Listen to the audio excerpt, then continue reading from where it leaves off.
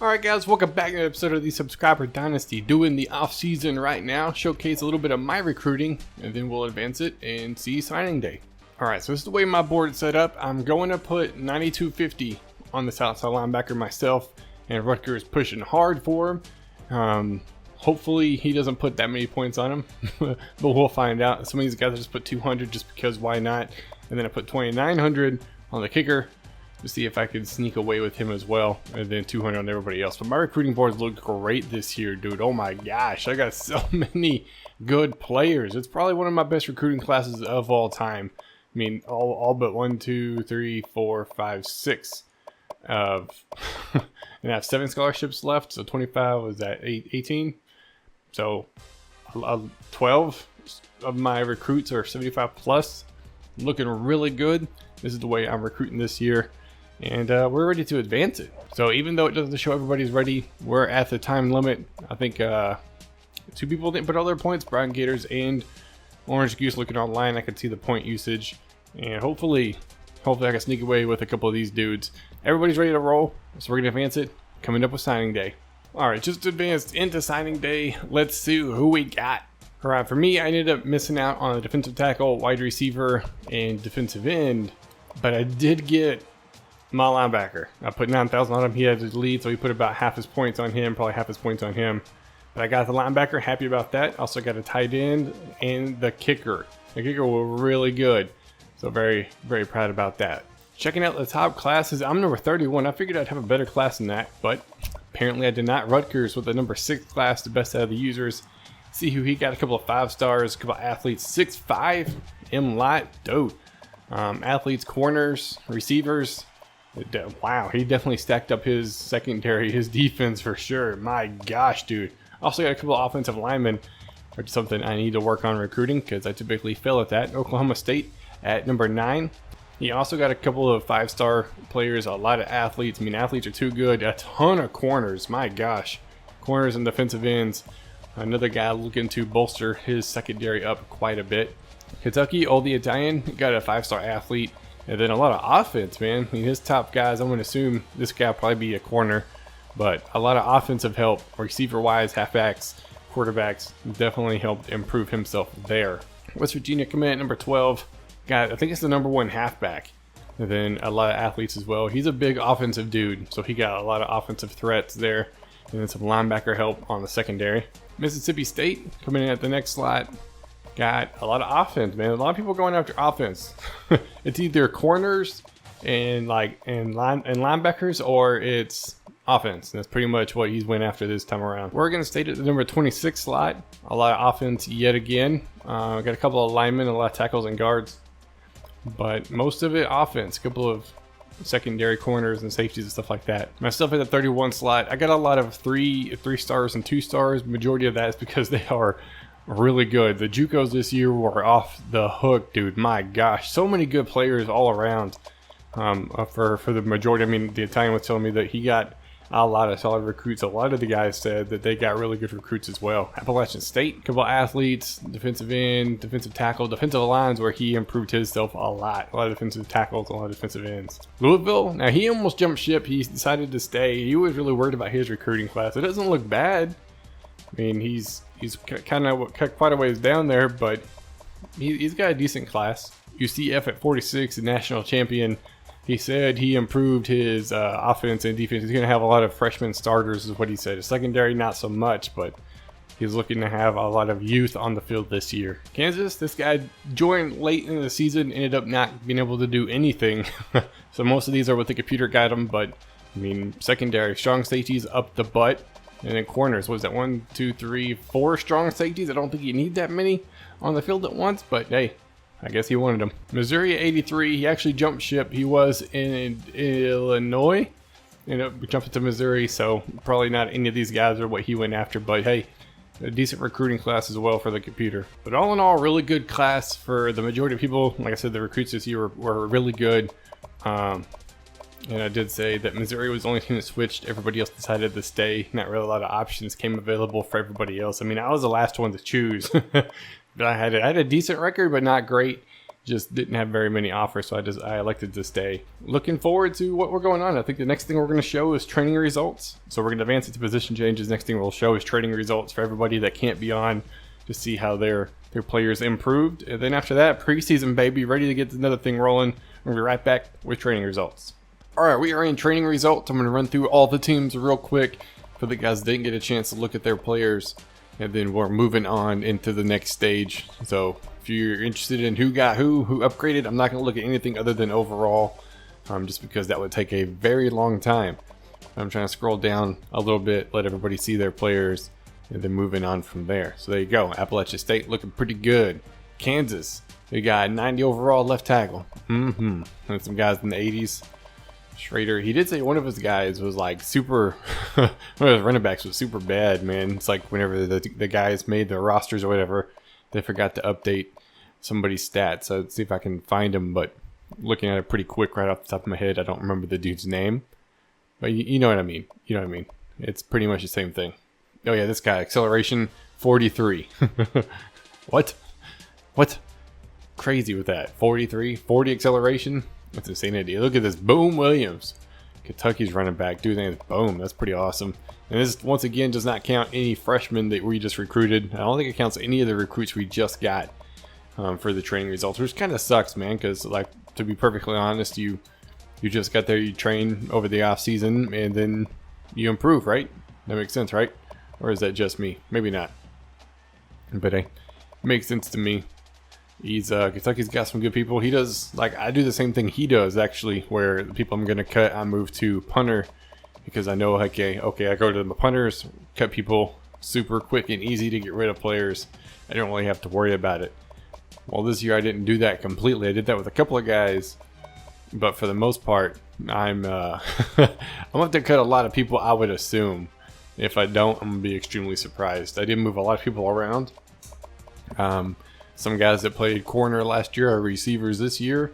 Some of the guys I have coming in, like a tight end, I moved to defensive tackle because he was a better defensive tackle, like 9 points better. Just a lot of swapping around, and hopefully we can have a good season, man. I'm looking forward to it. So far, it looks like everybody's recruits are everybody's teams are really good. Left in 97 overall. Missouri gets the first crack at his team this year. He wanted to go SEC. He was looking forward to being at Mizzou, and he got what he wanted. Plain and simple. That's all you can ask for. You can get what you want. I didn't see any options for whenever I was picking teams. Plus, I didn't really want to move. The recruiting class I had was crazy good, as well as a lot of people. But look at that. Washington and Rudolph. Washington, this dude from a super small town in Texas to a 99 overall in this game. That's crazy. He went from being like hardly recruited at all to being like one of the nation's top wide receivers, even in like an air raid offense, which that's craziness to me. Kind of like, well, Rudolph, I think I was reading something online the other day comparing him and the Oklahoma's quarterback, Baker Mayfield, because Mayfield walked on Texas Tech, got a starting job, and then lost it. Then walked on to Oklahoma and got the starting job. That's like insane to me. The dude could just walk on twice and win the starting position. Mayfield was like, or Rudolph was one of the highest sought after recruits for a dual threat. Like, man, be just like the air raid option, I guess, or not really dual threat, but dual threat at the same time. He can run, but he's known to lob it up deep, let him go get it, as they say.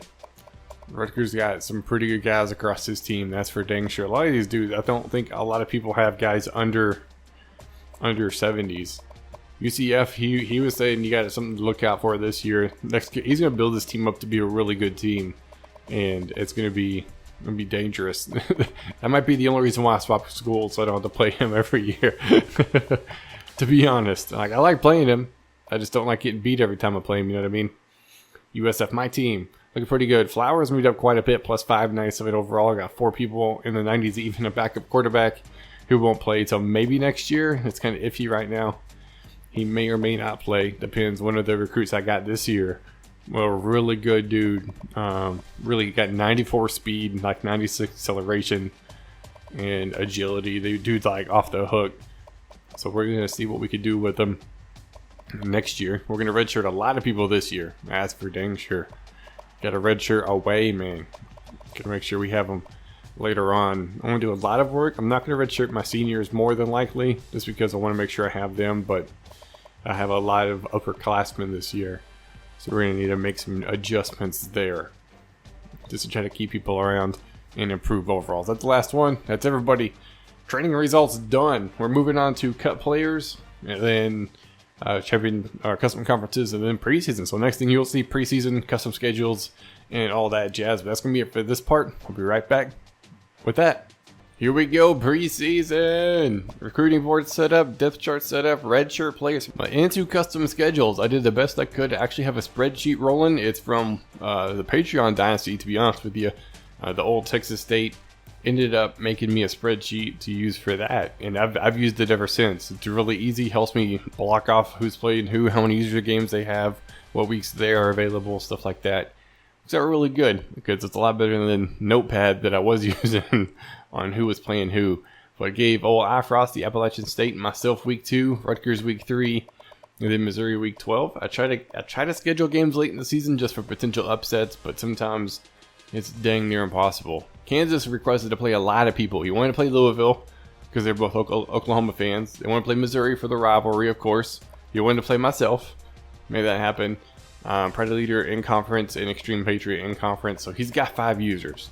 There was also potential to play UCF squad, but that just wasn't in the cards. Man couldn't schedule that many games. Kentucky the Italian. This was a requested game, as was this. So these two, but it is a rivalry as well. So the Italian gets 4 users this year. Louisville, Kansas right off the bat. He wanted it to be open week 2. He's going to be on vacation, which is just fine. So had to have him a game week 1. I tried not to schedule games week 1, especially users. But dude, whenever people want to play so many users, that makes it real hard to not force it. And we didn't have a choice this year. Something I thought was really weird. Mississippi State has a conference game week 1. What? That's so awkward, dude. Most of the time, the week 1 through 5, it's pretty much open for everybody to schedule games. You get the occasional not so much, but we try our best. Oklahoma State, he just didn't. There wasn't enough users to go around to schedule him a game week 1, so he actually gets a Florida State Cowboys Classic for his first game. I mean, it's a ranked opponent. It's not going to be a cakewalk. But he definitely gives it there. And something like this too, I don't want to do bye weeks right off the bat either, but he also plays pretty much the entirety of the season. Well, actually, he does play every week until week 15. He's got a 3-game stretch. Bam, bam, bam, after 1 game. So hopefully Packer Rodgers can handle it. Rutgers right off the bat, myself, and then his rivalry game in conference, and then Appalachian State, Oregon State. UCF, he's got an open, the Italian, open, Predator Leader, open, Extreme Patriot. That was just the way it worked for these teams. I guess I don't want to give it like that, but I don't have a choice, especially since the last half of the season was booked, and then myself at the end of the year. And now I also have 5 games. I play Rutgers, Appalachian State, Oklahoma State, and Kansas. This one and this one both requested. These 2 guys needed more games, so I forced them on myself. And then UCF, of course. So we have a rough schedule yet again. Hopefully we can start out better than 0-3 or 0-4, because we got 4 user games to start off, man. Golly. And then West Virginia, once again, couldn't schedule enough games to make up for it, so he gets Alabama at number 1 week of the season. That should be a pretty good game. And then he requested to play UCF, which you don't get a lot of users requesting that game, because the dude's good. But definitely looking forward to that rematch. But that's it for preseason, man. We're going to advance it to week 1, see where everybody's sitting. I might do the All-Americans and stuff next episode. We will see. But we're going to start this season. I'll be right back. All right, let's get on with the advance. We're in week 1. I play Rutgers. We're both 0-0. Somebody's going to get their first loss. Oregon State's got a bye week. West Virginia and Alabama. Oklahoma State, Florida State, Rutgers, myself, Kansas, and Louisville. Appalachian State bye week. Missouri bye week. UCF bye week. Mississippi State, South Carolina, Louisville, Kansas, and Kentucky, Indiana? Or is that Illinois? I don't know. Championship continues to see where everybody is ranked to start the season. Oklahoma 1, LSU, Notre Dame, Florida State, Alabama. West Virginia number 8, first user. Louisville number 19. Oregon State number 23. Oklahoma State 27, Kentucky 28, Mississippi State 35, UCF 38, Rutgers 45, Appalachian State 47, myself 51, Kansas 84, Missouri 89. And that's everybody. Check out the Heisman Watch to start the season. Gibson, West Virginia, UCF, Rutgers, Kentucky, and Oregon State. All users, baby. Yes, sir. That's what I like to see. Conference outlooks were projected once again behind UCF. Dude's a 3-star. I'm a 3-star. We have a better overall team. And we look at the stats, 90, 93, 87, but literally means nothing. Even though we're looking really good as a team right now. The West Side, Houston projected to win that one over there. The Big 12, Oklahoma is projected to win, even though it's going to be between West Virginia, Oklahoma State, and Kansas for that one. No computer's going to win that one if you paid them to. The Big 10, Ohio State's projected to win that. Other side, Wisconsin. Conference USA, Western Kentucky, and on the west side, Southern Miss. Independence, it doesn't really matter. And the MAC East, Bowling Green. MAC West, Western Michigan. Mountain West, Air Force, and then San Diego State. Pac-12, Oregon. They have Oregon State pretty far down the list, which is kind of a surprise. Then UCLA over on the other side. SEC East.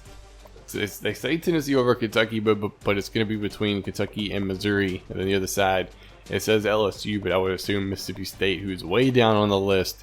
Alabama's 99, 99, 97. Dude. Sunbelt, Appalachian State looking to take it over, reclaim it, have it be his own. ACC, Florida State on that side, the Coastal Miami. And then back to the American. Looking at the preseason All-Americans, I'm not going to show every team per every conference. I'm just going to go first team and second team. Kentucky, Oregon State, Rutgers, UCF, West Virginia, Oregon State, Clemson, Alabama, Texas, USC. Couple of CPUs in there. No surprise, offensive line, but a lot of West Virginia, a lot of Kentucky, a lot of Oklahoma State, and a lot of UCF. Second team, Louisville, Lamar Jackson at the number 2 slot. Kentucky's got a lot of more people up here. Lee, dude. Sanchez up, second team All-American. I'll take it. That's nice to go out as a senior. But I know all the guys are looking forward to this season, as am I. It's going to be a heck of a year. I'm looking forward to my game against Rutgers, but that's going to wait till next episode. Hope you guys enjoyed, and I will see y'all next time.